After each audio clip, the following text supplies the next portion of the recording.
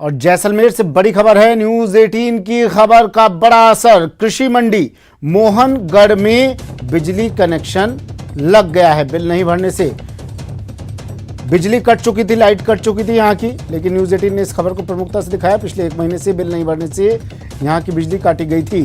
Transformer तक उठा ले गए थे डिस्कॉम कर्मी। बिना लाइट के किसान यहाँ परेशान हो रहे थे। न्यूज 18 राजस्थान ने इस खबर को प्रमुखता से दिखाया, जिसके बाद किसानों की परेशानी बिना लाइट के दिखाने पर हरकत में कृषि मंडी विभाग आया। आनन फानन में विद्युत बिल भरा गया। डिस्कॉम ने ट्रांसफार्मर वापस लगाया और बिजली की सप्लाई शुरू की।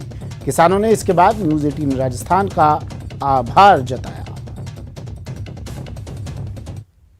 यहाँ लाइट आ गई है और रात को ट्रांसफार्मर लग गया है और पिछले 1 महीने से लाइट नहीं थी। आपके चैनल पर हमारा प्रशासन, आपने न्यूज़ चलाई और प्रशासन हरकत में आया और हमारी लाइट की रात व्यवस्था हो गई।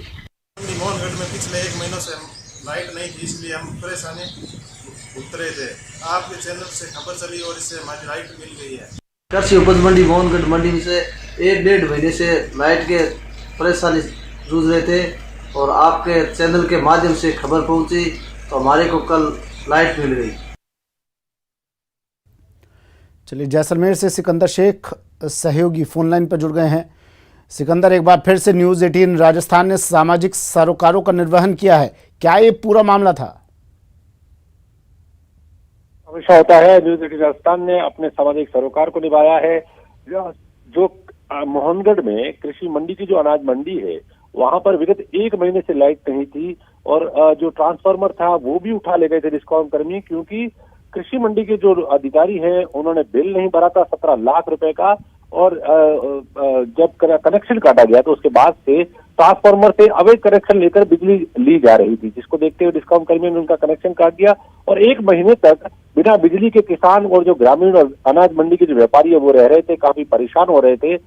और न्यूज 18 राजस्थान ने जब इस खबर को दिखाया उसके बाद से कृषि मंडी के जो अधिकारी हैं वो हरकत में आए। उन्होंने आनंद फानन में जो डिस्कॉम का जो बकाया बिल था उसको जमा करवाया। उसके बाद बिजली कनेक्शन वापस जोड़ा गया, ट्रांसफार्मर लगाया गया। अनाज के मंडी के जो व्यापारी हैं और जो किसान है जो वहां मौजूद थे, जो उनसे हमारी बात हुई, जो उन्होंने बताया जो खुशी जो उनके चेहरे से जाहिर हो रही थी, उन्होंने साफ तौर से न्यूज 18 राजस्थान को बधाई दी है, आभार जताया है और कहा है कि आपने जब ये खबर दिखाई उसके बाद से हमारे यहाँ पे लाइट का कनेक्शन वापस आया, ट्रांसफार्मर लगाया है, उसके लिए बहुत बहुत धन्यवाद। चलिए, शुक्रिया सिकंदर तमाम जानकारी के लिए।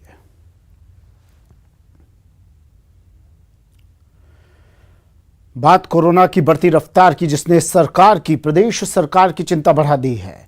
अब सरकार इस पर समीक्षा बैठक करने जा रही है। सीएमआर में कोविड समीक्षा बैठक होगी।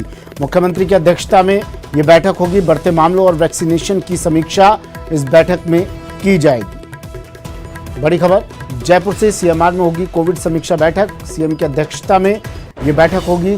कोरोना के बढ़ते मामले, कोविड के बढ़ते मामले और वैक्सीन को लेकर समीक्षा बैठक। देश में कोरोना का ग्राफ लगातार बढ़ता जा रहा है। पिछले 24 घंटे में 53,125 नए केस सामने आए हैं। 41,217 मरीज इनमें से ठीक भी हुए हैं। 24 घंटे में 355 लोगों की पूरे देश में मौत हो चुकी है कोरोना से। मौत का यह आंकड़ा बीते 104 दिनों में सबसे ज्यादा है। इससे पहले 16 दिसंबर को 356 लोगों की मौत हुई थी। मंगलवार को अकेले महाराष्ट्र में ही 139 लोगों की मौत हुई है।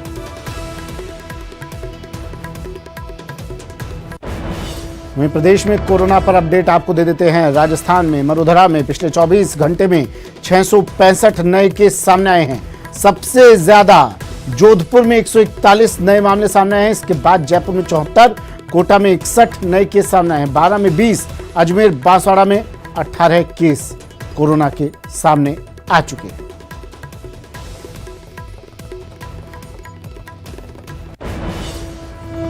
आईआईटी जोधपुर में कोरोना विस्फोट, 25 स्टूडेंट और शिक्षक कोरोना संक्रमित। बड़ी खबर टीवी स्क्रीन पर। आईआईटी जोधपुर कंटेनमेंट जोन घोषित कर दिया गया है। जोधपुर में 3 दिनों में 455 लोग संक्रमित हो चुके हैं। जोधपुर से ये बड़ी खबर, आईआईटी में कोरोना का विस्फोट, 25 स्टूडेंट और शिक्षक कोरोना संक्रमित।